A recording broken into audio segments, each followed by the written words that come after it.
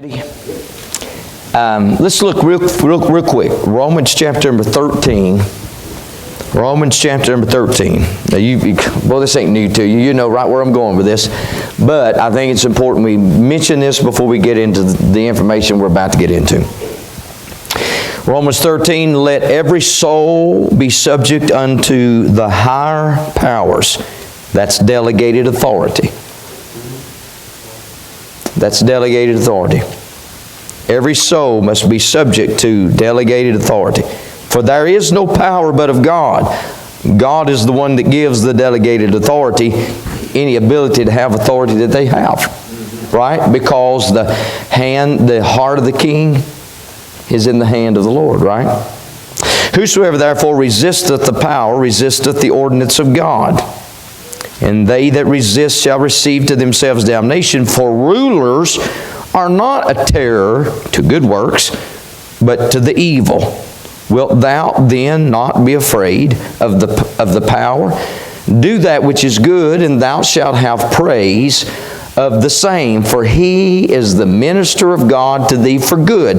But if thou do that which is evil, be afraid, for he beareth not the sword in vain. For he is the minister of God, a revenger to execute wrath upon him that doeth evil. Three quick things. We know that civil government is, number one, appointed by God.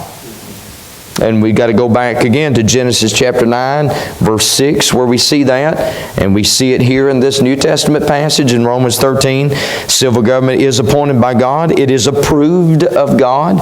We see that in this text. And it is to be appreciated for God. We appreciate it for God's sake because we are thankful He gave this to us. He didn't leave us haphazardly. He has always ordained that we govern ourselves.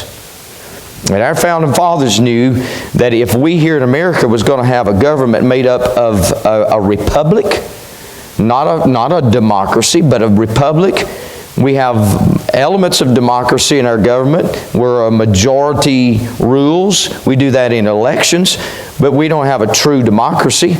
We have a republic. We send people to represent us. If it was a true democracy, here's what would have to happen. Every time something had to be approved, the nation would vote on it. But we have a republic. We send a representative and say, we can't be there. We're not going to vote on everything. You're going to vote for us.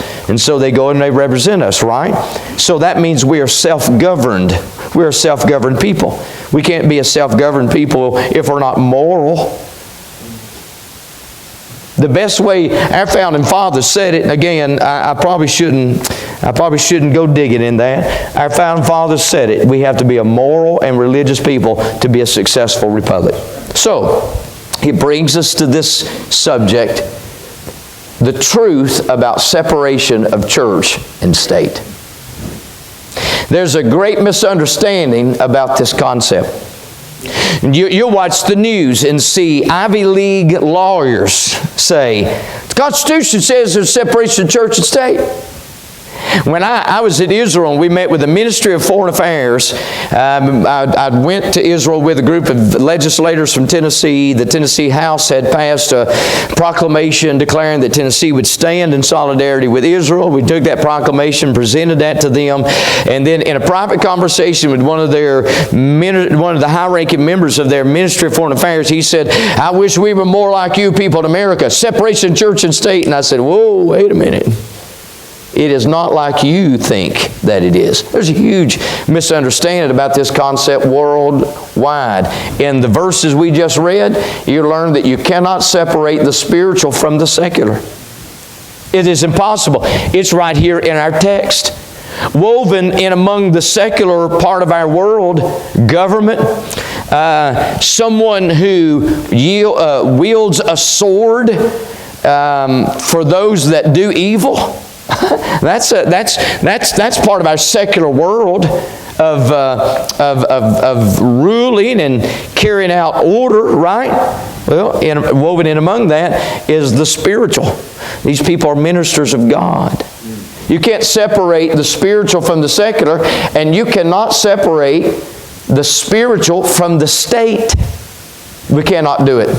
We can't do it. We cannot. The state and the spiritual are important to each other.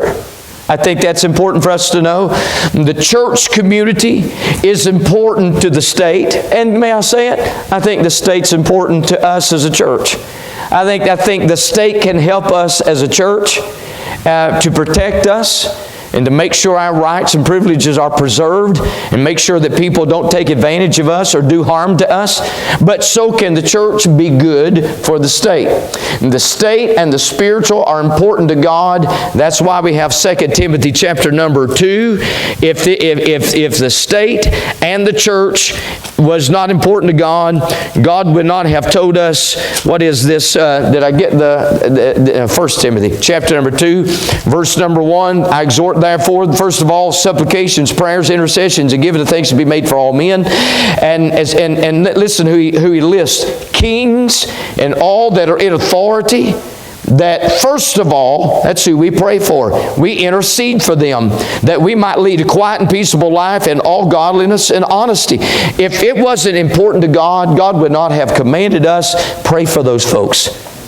It's important to God, right? So, what's the truth about separation of church and state? This is the concept that seems like a lot of our nation has and around the world. Separation of church and state. The constitutional provision for your freedom of belief. But they're saying, no, nothing to do with the church and the state has nothing to do with each other. Well, that's not true. That's not constitutional, and that's not to be our view of separation of church and state. And this has become the cry of a lot of folks. Build this wall. Put the wall between church and state. Neither should have anything to do with each other. But that is just not the truth. That's not the truth about separation of church and state. This is going to be like Oliver B. Green. I'm afraid I'm going to take a long way to get you to my point. I'm going to tell you a lot of stories, but I'm trying to build something that I want you to see. This is the way a lot of folks view us. There's supposed to be this wall of separation, church and state. The state keeps kind of building it, and the church keeps tearing it down. We won't in, because I think there are members of us in the church community that understand this wall is not the wall that it's supposed to be. This is not supposed to be a wall to keep us out. So let's see if we can get a little deeper in this thing. The language of separation of church and state originated in the days of the Reformation period. When you go back to the 1500s, and you've got, Martin Luther nailing the 95 Theses on the door, and he's protesting against the Catholic Church, right?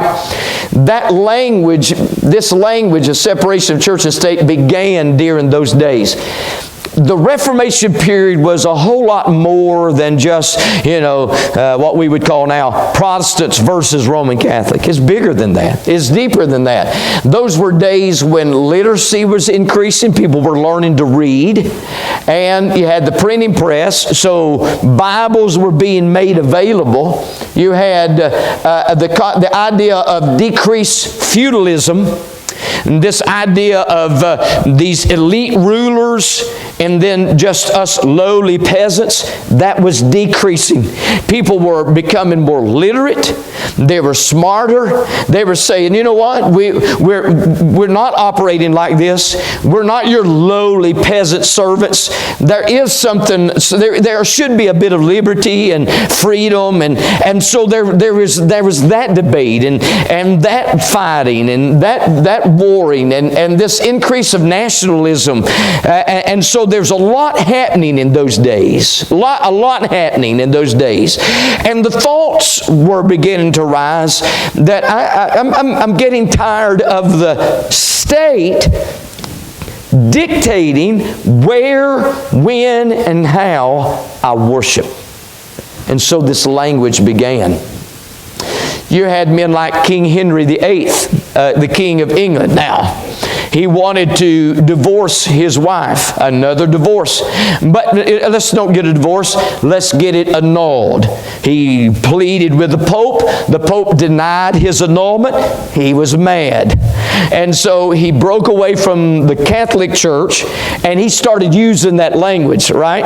And he started his own church. Back up, Stuart. He started his own church, the Anglican Church of England, which later became as guilty be as the church of, the church of the Roman Catholic Church, the Church of Rome.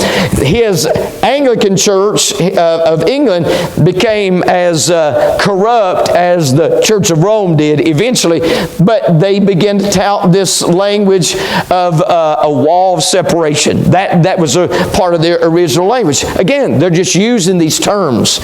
You had in the 1500s, Richard Hooker. Richard Hooker was a British theologian. He was a British legal philosopher, and he wrote books that greatly influenced John Locke. And I'll mention John Locke briefly. John Locke, again, greatly influenced by the writings of Richard Hooker. John Locke wrote he wrote these two books called The Two Treatises of Government. These books were dissertations on how government ought to be ran. In those two books, he quoted the Scriptures 1,500 times. Our founding fathers say that the writings of John Locke was some of the greatest influences on our founding documents. Possibly might have been one of the greatest influences, the writings of John Locke on the concepts of how we're going to form this new government. Well, he learned a lot of this from Richard Hooker back in the 1500s, who began to use this phrase, a wall of separation, and because this is the way he began to describe it. This is an institutional issue, not an influential issue. He was just saying this: there should be a wall of separation between church and state, indicating that these are two separate institutions. The state is not the church. The church is not the state. They're two separate institutions. He was not saying that the two cannot influence each other. He was just distinguishing their two separate institutions. And John Locke embraced that concept. And his writings influenced our founding fathers. Then along comes, in the founding days of this new country, men like Roger Williams. Roger Williams in the 1600s founded the very first Baptist church in America. He founded the state of Rhode Island, and he used the language of separation of church and state to explain his grievances with the Church of England, because the Church of England had become one and the same. They were the state, and they were the church, right? And he was really saying the same thing Richard Hooker. Interesting things about Roger Williams. Roger Williams, in my research, I've learned that people loved Roger Williams and they hated him at the same time. They describe him as being a sweet man. You couldn't help but like him. But he ran into ditches on both sides of the road.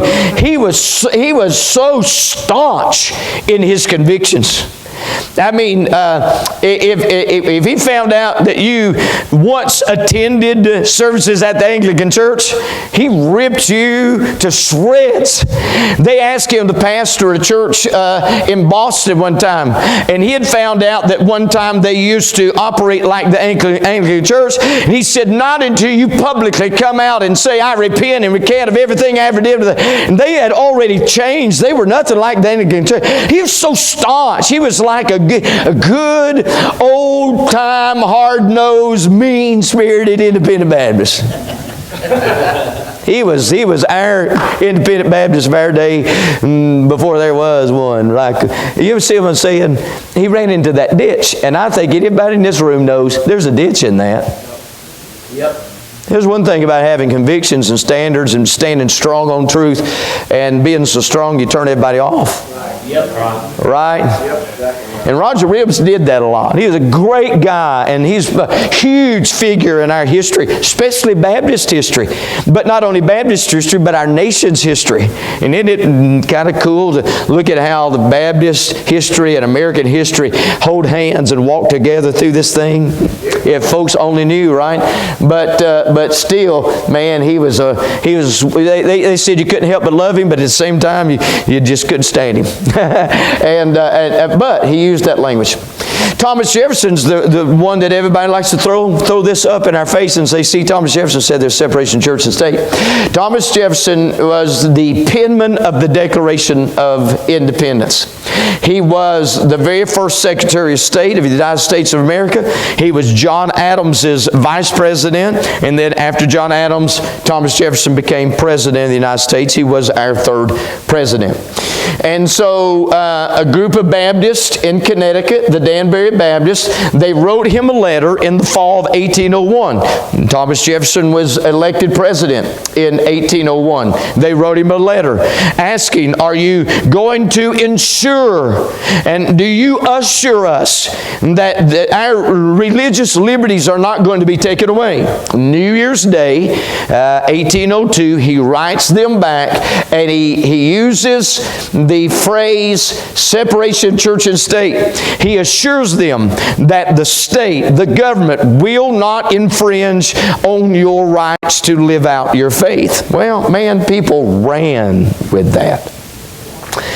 Let's back up and let me walk you through just a little bit. You go back to 1776.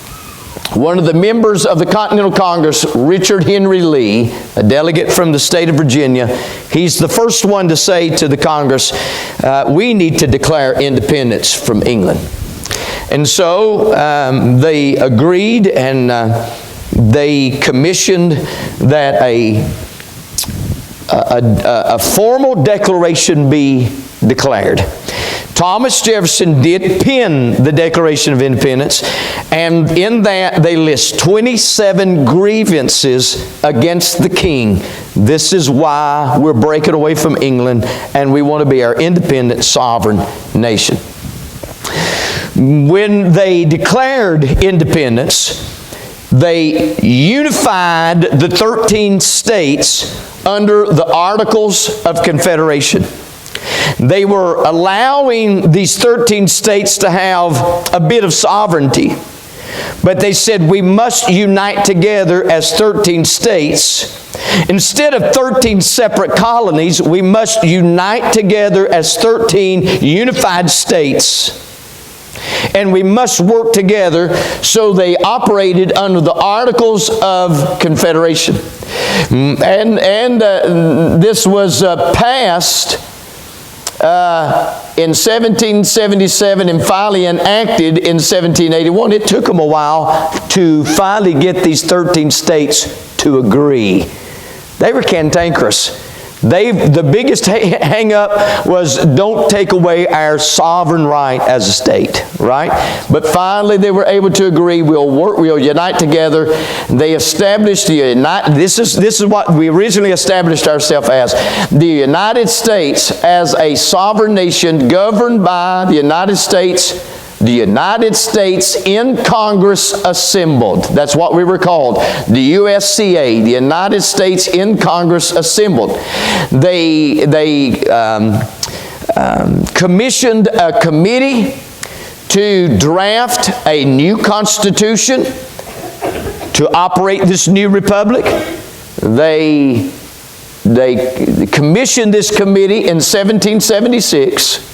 The Constitution was finally drafted and submitted in 1787. They ratified the Constitution in 1788, and they enacted the Constitution in 1789.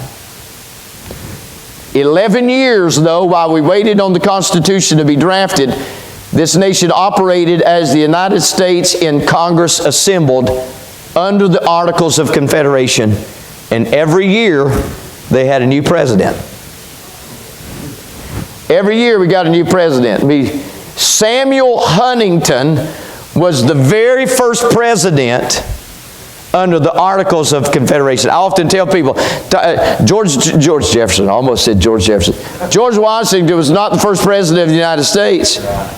Samuel Huntington was really under the Articles of Confederation. George Washington was the first president under the Constitution after it was enacted in 1789. Does that make sense? So, we began to argue about the content of the Constitution. And a lot of people confuse the idea that Thomas Jefferson wrote the Constitution. Thomas Jefferson had nothing to do with the Constitution. Thomas Jefferson drafted the Declaration of Independence, but had nothing to do with the Constitution. The content of the Constitution was influenced by the experiences of other nations around the world. Our founding fathers studied what was successful about the other nations and what was a failure. And they said, we would like to mimic their successes, but we want to avoid their failures. So they studied other nations from history, time past. Also, the writings of Charles Montesquieu, the writings of William Blackstone, and the sermons of preachers. Preachers like John Wise, Samuel Cooper, Jonathan Mayhew, Charles Chauncey, and George Whitefield. They took collective sermon notes from these men who had preached to them over a 20-year period and used the principles that they had preached, the successes and failures of nations past, the views of Montesquieu and Blackstone. Blackstone was books of law that he wrote based on the book of Exodus and Leviticus and Deuteronomy. And that was the information they used to compile a constitution on which we would build our country. Charles Montesquieu, for example, was a Frenchman, an attorney from France. He wrote a book called The Spirit of Law, 1751. In that he said, the Christian religion which ordains that men should love each other would, without doubt, have every nation blessed with the best civil, the best political laws. Because these, next to this religion, are the greatest good that man can give and receive.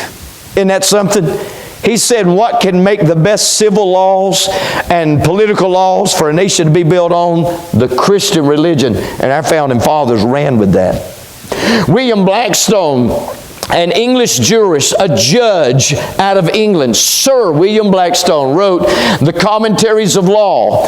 And in them, he talked about the laws of nature and nature's God. That was a statement that Thomas Jefferson used in the Declaration of Independence. And he explained what is the laws of nature and nature's God. He said, man, look at that, man must necessarily be subject to the laws of his Creator, for he is entirely a dependent being. We are entirely dependent beings, and we must yield ourselves and be subject to the laws of God. Man must conform to his Maker's will. He said that's what the laws of nature are. It's the will of God for nature. Nature has a God. God has a will for nature. And we must subject ourselves to the will of God. That was the concept of law to William Blackstone. Our founding fathers embraced that. That was what was in their minds as they were writing the Constitution of the United States. Isn't that amazing? So the Philadelphia Convention met. They enacted the Constitution in 1789. George Washington became the very first president of the United States under the Constitution. So, the Constitution of the United States, Article 1. Now, again, I'm trying to build something here. Article 1, Section 5, Paragraph 3 of the Constitution of the United States says this. Each house shall keep a journal of its proceedings, and from time to time they're to publish those journals. What does that mean? That means that every time a group meets, A congressional group, every time they meet, everything they say has to be recorded. We must keep a record of everything said in every meeting, except when they're talking about something that requires secrecy for national security purposes. You don't have to publish that, but it still has to be recorded. I want you to understand what I just told you. It's in the Constitution. Every meeting, everything that is said has to be recorded. And they keep all of those archives at the Library of Congress. That's why I got me a library card to the Library of Congress, because I wanted to go and start pulling those records, and I wanted to find out, what did they say? Instead of running down to the bookstore and buying all these books where some guy told me what he thought they said, I want to know, what did they really say? What did they really say about this issue of separation of church and state? So, from June 1789 to September 1789, 90 members of the very first Congress of the United States met to debate over the Bill of Rights. How are we going to write these amendments? And Amendment number 1 tells us about that this government shall not infringe on our, I'm not quoting it. Well, you'd think I'd quote that today, and often I can, and my mind is going blank. But it's where it gives us this, religious liberty. The state will not infringe on our rights to worship or live out our faith. But people say, but the Constitution says. Thomas Jefferson wrote in the Constitution that there's a separation of church and state. No, again, Thomas Jefferson was serving as an ambassador to France while they were working on the Constitution and while they were working on the Bill of Rights. He wasn't even in the United States of America. He didn't have anything to do with the Constitution. But the First Amendment says separation of church and state. No, it's not in there. Well, they meant it. Did they? I'm going to go find out. And so I did. I pulled up the records of all of these meetings between June 1789 and September 1789 to see, did they ever mention the phrase separation of church and state? Because I know it's not written in the Constitution anywhere. So did they talk about it? Did they mean it when they were writing the First Amendment? Did they ever bring it up? Not one time did anybody ever utter the phrase separation of church and state. Let's look at an example. Saturday, August the 15th. The amendments to the Constitution. The House again went into a committee of the whole on the proposed amendments to the Constitution. Mr. Elias Boudinot is the chairman of this committee. And they're going to discuss the First Amendment. Article 1, Section 9, between the paragraphs 2 and 3, insert, no religion, this is what they originally talked about, no religion shall be established by law, nor shall the equal rights of conscience be infringed. So that was originally how they were going to state Amendment number 1. Mr. Sylvester had some doubts of the propriety of the mode of expression used in this paragraph. He apprehended that this is what the Secretary, Charles Thompson, was writing down in this committee. He apprehended that it was liable to a construction different from what we had made by the committee. He was concerned that people would abuse or misunderstand or misuse what we intend it to be. He said he feared that it might be thought to have a tendency to abolish religion altogether. if we say no religion shall be established by law, he said, I'm afraid that they may run with that and say, we are going to abolish religion altogether. We're afraid that they may say, no religion can be established. And he said, we can't have that. We must protect religion. Mr. Jerry speaks up and said it would read better if it was that no religious doctrine shall be established by law. Mr. Sherman speaks up and says that he thought that an amendment altogether be unnecessary.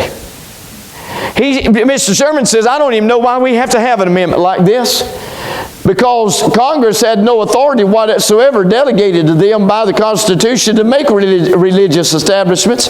He would therefore to have it struck out altogether. Why would he think that? Because he didn't think it'd be necessary that the government get involved. These people are always going to be religious people.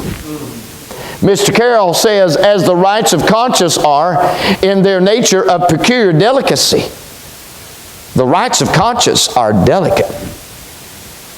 We will little bear the gentlest touch of government's hand, and as many sects have concurred in opinion that they are not well secured under the present Constitution, he said he was much in favor of adopting the words.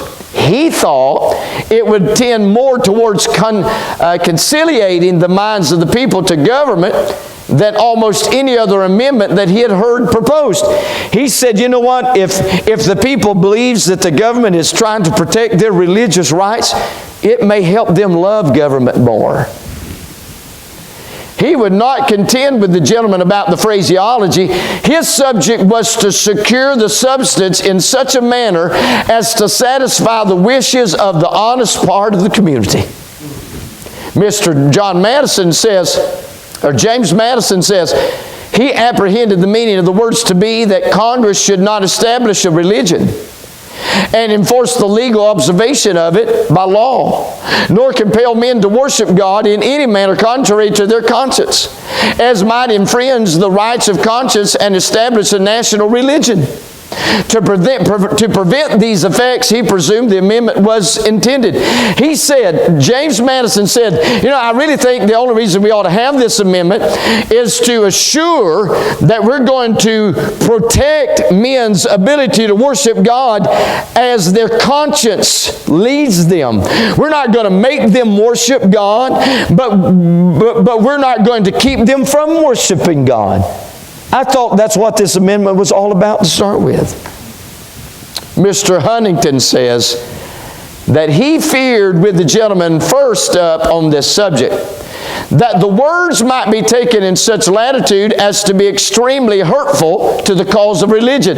Do you hear their concern for protecting religion? Yeah. By the charter of Rhode Island, no religion could be established by law. They're referring to what Roger Williams established in Rhode Island, that the state is not going to be the master of religion. He hoped, therefore, the amendment would be made in such a way as to secure the rights of conscience and the free exercise of the rights of religion. Don't take away men's free exercise to live out their faith.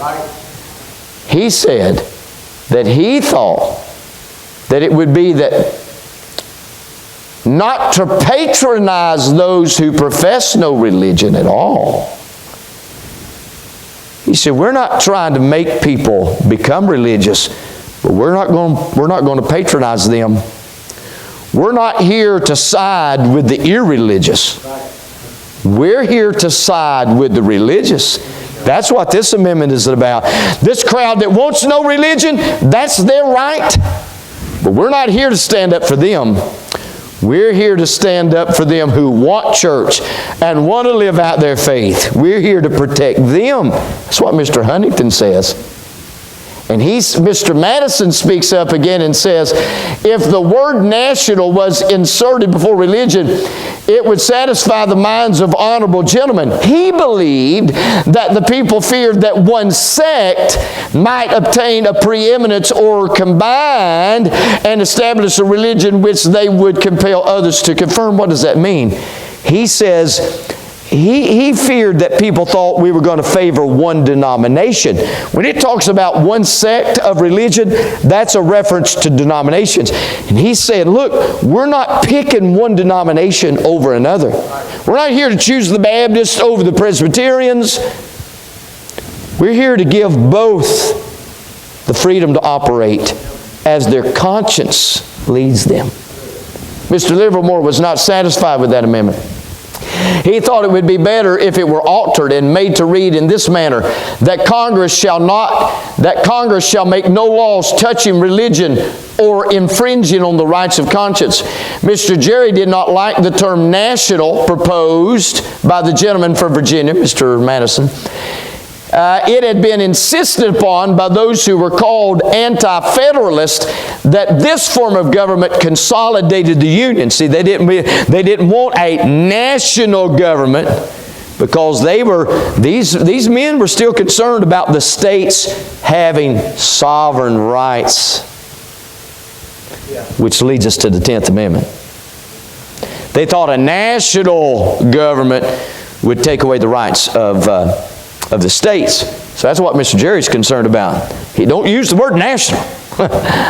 Mr. Madison withdrew his motion, but observed that the words "no national religion shall be established by law" did not imply that the government was a national one. The question was then taken to Mr. Livermore's motion and passed in affirmation 31 for and 20 against. What about that language? Do you hear what they're talking about? That's what they said. Not one time did they mention separation of church and state. No. Their whole focus was, we got to make sure these folks never lose their rights to live out their faith. Right? The state has been kind to church. Pretty good. So Joseph's story. Joseph Story served in the House of Representatives. He served in the General Assembly of Massachusetts. Under James Madison, he was appointed to the Supreme Court in 1811 at the age of 32. And Mr. Joseph Story, a Supreme Court Justice, wrote the commentaries on the Constitution of the United States. So I went and got me that book and I read it. And Joseph Story is going to give us some more insight on what our founding fathers, because he worked with them. He worked with James Madison. He worked with those men. He learned what their thought processes were, and he's telling us what their thought processes were. In his book, he says, "Indeed, in a republic, there would seem to be a peculiar propriety in viewing the Christian religion as the great basis on which it must rest for its support and permanence. If it be what it was ever deemed by its truest friends to be, the religion of liberty." Montesquieu, remember Charles Montesquieu, right, was remarked that the Christian religion is stronger to mere despotic power. You know what that is? You see, Christian religion is a stronger power than a tyrant. Despotic power is tyranny, communism, socialism, the Pharaoh, the King of England. He said there's something more powerful about Christianity and following the Scriptures than the power of these tyrants and this despotic. That's not the kind of government America needs. Not a government-run nation. No, a people-ran nation. A people who are moral and religious, who can govern themselves. The language of that Bill of Rights is remarkable for its printed affirmation of the duty of government to support Christianity. And the reasons for it, as says the third article, the happiness of a people and the good order and preservation of civil government essentially dependent upon piety, religion, and morality, as these cannot be generally diffused through the community, but we cannot have morality and piety, We cannot have piety and religion and morality. We cannot have that in our communities unless we have the institution of public worship of God and public instruction of piety, in public instruction of religion, public instruction of morality. Therefore, to promote their happiness and to secure the good order and preservation of their government, the people of this Commonwealth have a right to invest their legislature. We have a right to invest their legislature with power to authorize and require that the legislature shall from time to time authorize and require the several towns and parishes, etc., to make suitable provision at their own expense for the institution of public worship of God and for the support and maintenance of public Protestant teachers of piety, religion, and morality in all cases where such provision shall not be made voluntarily. What? He is saying that they said the government ought to make sure that preachers preach and teach our people how to be moral and religious. He sure did. At government's expense. Probably at the time of the adoption of the Constitution and of the amendment, talking about the First Amendment, now under consideration, the general, if not the universal sentiment in America was that Christianity ought to receive encouragement from the state, so far as not incompatible with the private rights of the conscience and the freedom of religious worship. An attempt to level all religions and to make it a matter of state policy to hold all in utter indifference would have created universal disappropriation or disapproval, if not universal indignation. An attempt to level all religions, well, you've got to get this. An attempt to level all religions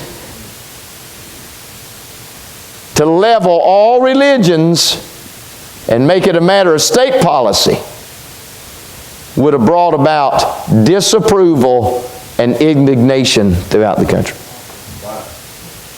No, we're not leveling religion. We're encouraging Christianity. He said, it yet remains a problem to be solved in human affairs whether any free government can be permanent,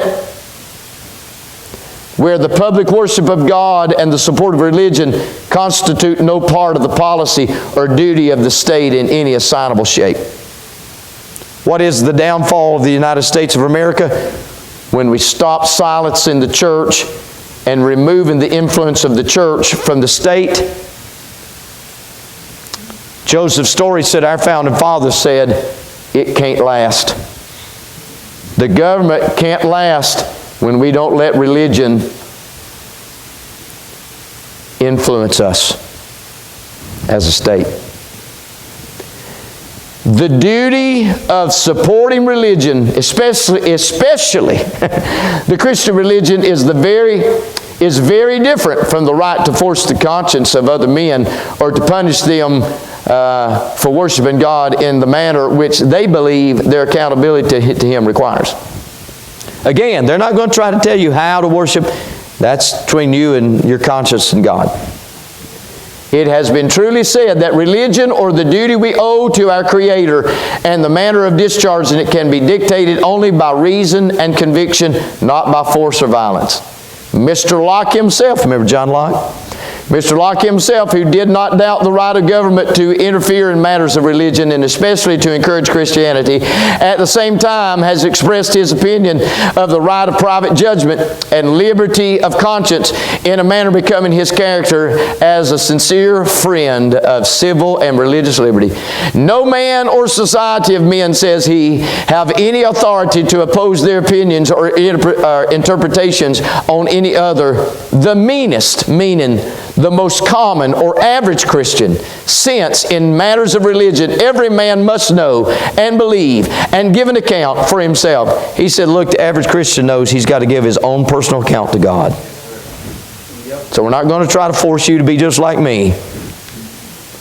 The rights of conscience are indeed beyond the just reach of any human power. They are given by God and cannot be encroached upon by human authority without a criminal disobedience or the precepts or natural as well as revealed religion.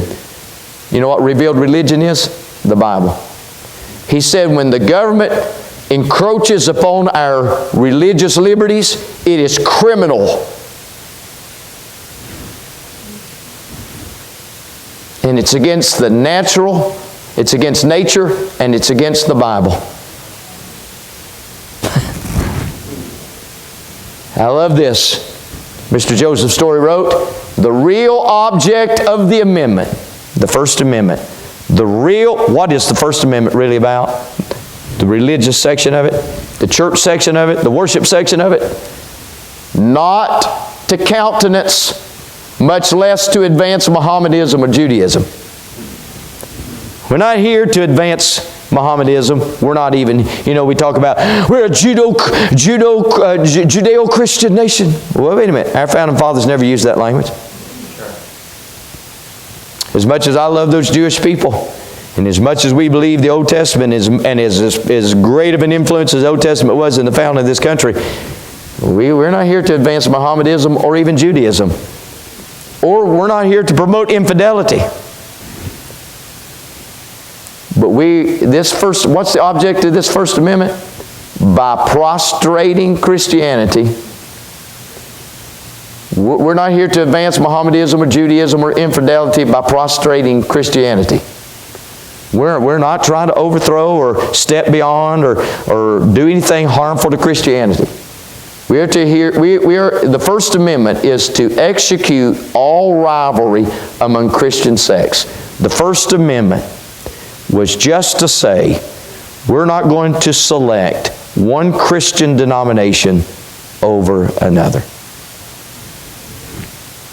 But they were going to protect Christianity. The real objective of the amendment was not to countenance, much less to advance Mohammedanism, Judaism, or infidelity by prostrating Christianity, but to execute all rivalry among Christian sects and to prevent any national ecclesiastical establishment which should give to a hierarchy the exclusive patronage of the national government. They're just simply saying, we're not going to select one Christian denomination over another. But they were not ashamed to say, we are behind and supportive of Christianity.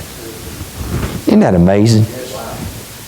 That's what separation of church and state, that's the truth about it. All it was is just language used to say, we're tired of the state dictating our worship. It started back in the Reformation period, but it has nothing whatsoever to do with the Constitution on which this nation is founded. It's not in the Constitution. There's no such thing as separation of church and state when it comes to how it's taught in the public today, that the church should have nothing to do with the state. Matter of fact, it's just the contrary. It's just the opposite. It's just the opposite. I like the way Richard Hooker said it. It's an institutional issue, not an influential issue. There are two separate institutions. The church is not the state. The state is not the church. When you go to Rome and you go to the Vatican and all over that city, you see the crown and kings. Because originally Roman Catholicism said the Pope is the king of the world and we have the keys to heaven. They were the end all. They were church and state. And our founding fathers said, that's not the way it ought to be. The church is the church and the state is the state, but they do influence each other. We're not separating them and saying they shouldn't have anything to do with each other. We just want to recognize they're two separate institutions. But you and I have every right to be a part of that. Some people tried to say in the beginning they'd write in their state constitutions that a preacher couldn't run for office. Thomas Jefferson blasted Virginia for putting that originally in their constitution.